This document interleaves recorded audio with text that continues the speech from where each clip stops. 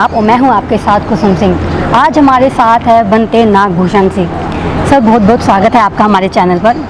जी sir, आपसे पूछना चाहेंगे कि सर तमाम लोगों को ये कन्फ्यूज़न होती है, ये दुविधा होती है कि बौद्ध धर्म में मांस खाया जाता है कि नहीं खाया जाता। हाँ, सभी को नमो बुद्धाय। ये प्रश्न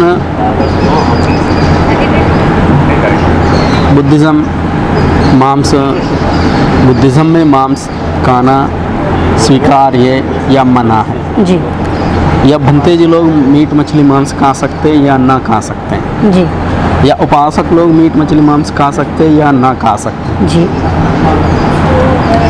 ये प्रश्न आज का नहीं है।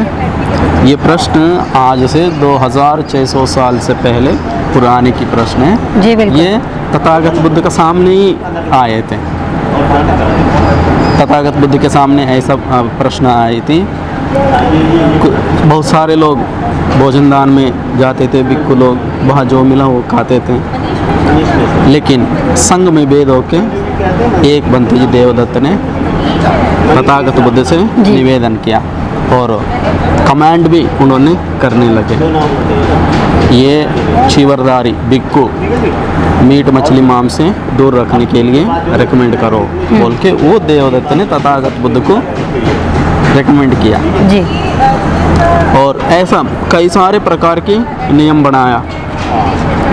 उसमें मेन यही मुद्दा थी मीट मछली मांस ना खाने के लिए बताने के लिए। जी तब तथागत बुद्ध ने पूरा संघ को बुलाया।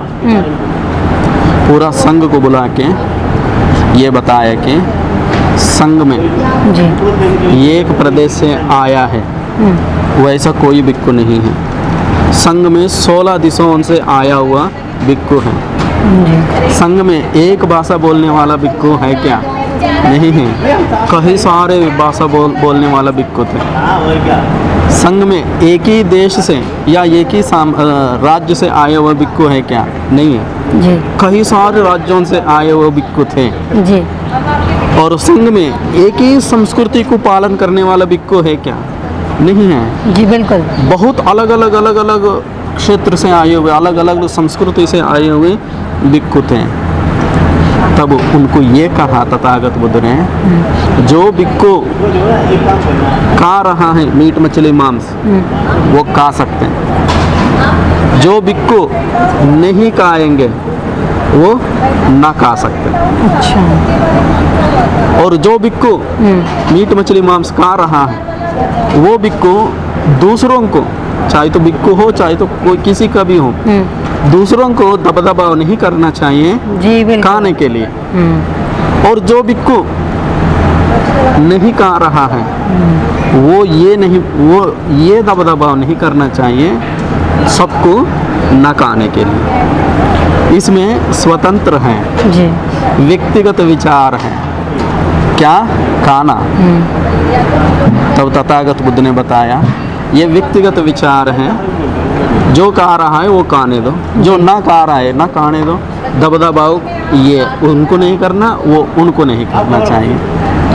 और उससे ऊपर बेहतरीन उन्होंने आहार पच्यवेक खाना सूत्र बताया है। अच्छा। आहार कैसा खाना, आहार के लिए उन्होंने सूत्र बताया, सुत्ता बताया। उसको बोलते हैं, उस सुत्ता का नाम है आहार पच्यवेक खाना।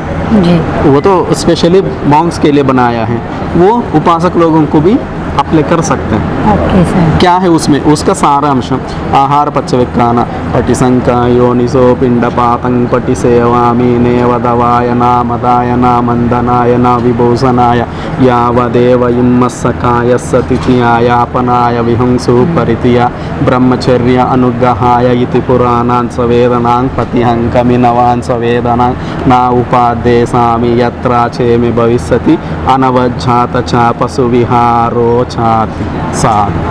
ऐसा बहुत बढ़िया सर। ये सूत्र है आहार के लिए। यस सर, इसका सारांश ये है कि ये जो मेरा सामने जो भोजन आया है मैं इस भोजन को लेता हूँ।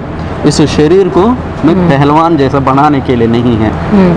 और इस शरीर को बहुत सुंदर बनाने के लिए मैं ये आहार नहीं लेता हूँ। और ये खाना मैं ले रहा हूँ, लेना चाहिए, इतना खाना लेना चाहिए। खाना खाने के बाद नया संवेदना, फीलिंग्स, नया फीलिंग्स नहीं उत्पत्ति होना नहीं चाहिए। नया फीलिंग्स मतलब जो नया वेदना फीलिंग्स नहीं होना चाहिए। बल्कि उदाहरण के लिए खाना खाने के बाद क्या होता है, अच्छा से खाना खाया है, एक फीलिंग्स आता है, क्या वाह पेट भर गया, हाँ हम हमें नींद आ रहे बोलते हैं, अब बोलते नहीं बोलते हैं जी बिल्कुल। वहाँ तक खाना नहीं चाहिए। फीलिंग आने जैसा पेट भर के मद होने तक खाना, ये मद होने के लिए मैं नहीं खा रहा हूँ खाना।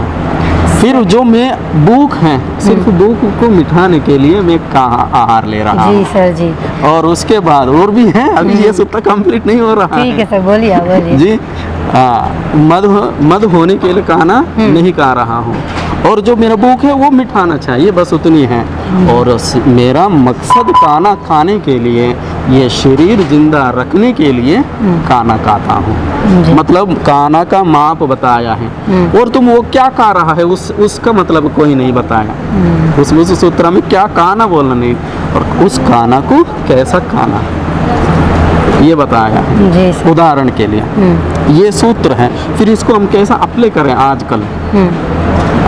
क्योंकि आजकल 21वीं शताब्दी में और पुराने में भी बुद्धिज़्म एक क्षेत्र में नहीं है, एक देश में नहीं है, पूरा एशिया खंडा में है, एशियन कॉन्टिनेंटल में है, और नया अफ्रीकन कॉन्टिनेंटल में जा रहा है, और यूरोपियन कॉन्टिनेंट में जा रहा है, और अमेरिका और साउथ अमेरिका, नॉर्थ अमेरिका, सारे कॉन्टिनेंटल में जा रहा है बुद्धिज़्म। ये सर बौद्ध धर्म तो मानवता को बढ़ावा देता है, विशेष तौर पर मानवता पर भी फोकस करता है। लेकिन सर ऐसा क्या कारण है भारत के विशेष तौर गांव में ये धर्म इतना प्रचलित नहीं हो पा रहा, जबकि इसमें पाखंडवाद भी दूर दूर तक कहीं नहीं है।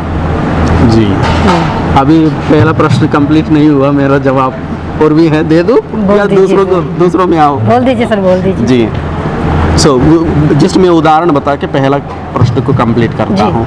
उदाहरण के लिए मैं आपसे और एक प्रश्न पूछ सकता हूँ? जी। आप जानते हो हिटलर, एडोल्फ हिटलर, उन्होंने क्या किया? तानाशाही की, लोगों को मारा, किया, कैसा युद्ध किया, और क्या किया?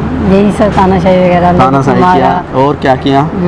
लोगों को, लाखों करोड़ों लोगों को उन्होंने मार दिया, गुलाम बनाया ना, वो यहूदी लोगों को मार दिया। और आपसे और एक प्रश्न पूछे जी, एडोल्फ हिटलर वेजिटेरियन है या नॉन वेजिटेरियन है? आपको पता? इतना पर्सनल तो नहीं पता। हाँ, एडोल्फ हिटलर हरियाली पत्ता खाते थे। अच्छा। प्योरली वेजिटेरियन है, लेकिन उन्होंने काम कैसा किया? नॉन वेजिटेरियन, पूरा इंसानियत को, नॉन वेजिटेरियन को काम किया। यहाँ वो है। और उदाहरण के लिए, और दूसरी उदाहरण, आप हिमवंत प्रदेश में जाएं, हिमालय में जाएं, हिमालय से कश्मीर से लेके उससे ऊपर चलते रहे चीन तक जी, वहाँ सारे बर्फ़ पड़ती हैं। आप एक बीज नहीं बो सकते, वो नहीं उगा सकते, घास भी नहीं आती है। फिर वहाँ हरियाली पत्ता कैसा खाओगे? हरियाली सब्जी कहाँ कैसा मिलेगा जी? वहाँ का मेन डिश है याक का मांस। अच्छा।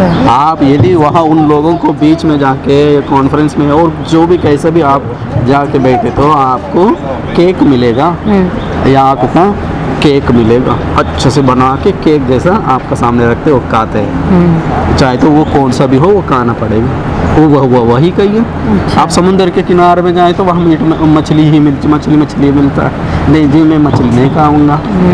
बोले तो कहने का ये मतलब है कि खाने में कोई भेद नहीं है, लेकिन कितना खाना उसका माप है। पेट का 50% ही प्रैक्टिकल में खाना चाहिए, और 25% उसको पचाने के लिए पानी, और 25% खाली रखना। ये नहीं है तुम्हारा सामने अच्छा पनीर आए बोल के यहाँ तक खाए और यहाँ तक खाए, उल्टी आने तक खाए। और यहाँ नहीं है तुम्हारा सामने चिकन बिरयानी आए तो खा लिया उल्टी आने तक, और आगे जीवन में नहीं मिलेगा बोल के ऐसा खा लिया। ऐसा नहीं खाना नहीं चाहिए, खाना को अपनी मात्र पे ही खाना चाहिए। ये है बुद्धिज़्म में फिर यहाँ मॉन्क्स खाना है या नहीं खाना। मॉन्क्स कई सारे प्रकार की हैं, जी कई सारे प्रकार के हैं। ओनली फॉरेस्ट में रहने वाला मॉन्क्स है, शहर में रहने वाला मॉन्क्स है, ओनली बुद्धिस्ट मोनेस्ट्री में रहने वाला मॉन्क्स है, हमेशा ट्रैवल करने वाला मॉन्क्स है। वो Yes, उनकी sir. डिपेंडेंट हैं, वो क्या खाए। सर यही प्रश्न है कि बुद्धिज़्म गाँव में ज़्यादातर क्यों नहीं फैल पा रहा है। ये कई सारे इसका कारण है, जी कई सारे कारण हैं। एक चिवरदारियों को कमी है, कमी भी है और कमियां भी हैं। जी कम भी है और कमियां भी हैं, और प्रचारकों को भी कम है, कम है। वैसा नहीं है, वो जो मेन स्ट्रीम में जो मास मीडिया में है वो वहाँ प्रचार प्रसार नहीं मिलता है।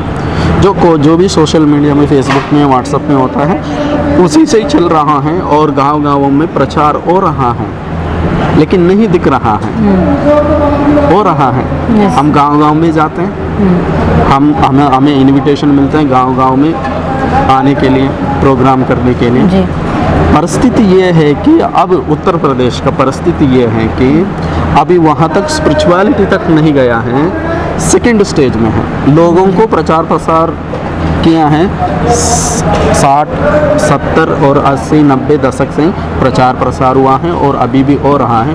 उसका रिज़ल्ट ये आया है कि फैमिली पूरा परिवार कल्चरली बदल गया है, जी कल्चरली बदल गया है। और अगला सीढ़ी स्पिरिचुअली जाना चाहिए, कैसा महाराष्ट्र में हो रहा है।